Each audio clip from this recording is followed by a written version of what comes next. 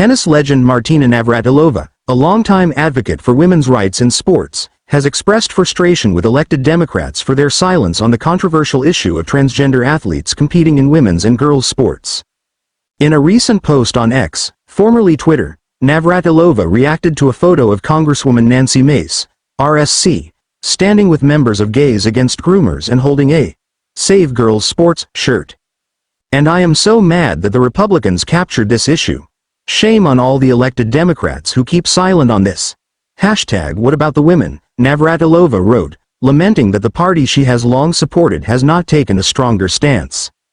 A long-standing advocate for women's sports, Navratilova, who attended the Independent Women's Forum's Take Back Title X rally earlier this year, has been critical of the Biden administration's proposed changes to Title X. The administration's rewrite seeks to expand protections for transgender athletes, a move Navratilova and other female athletes argue undermines fairness in women's sports. "Initially, as Democrats and advocates for inclusion, we tried every possible way to make it fair for trans-identified males to compete in women's sports," Navratilova said at the rally.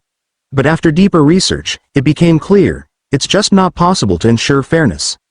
Women's sex-based spaces and sports are interconnected, and compromising one compromises the other."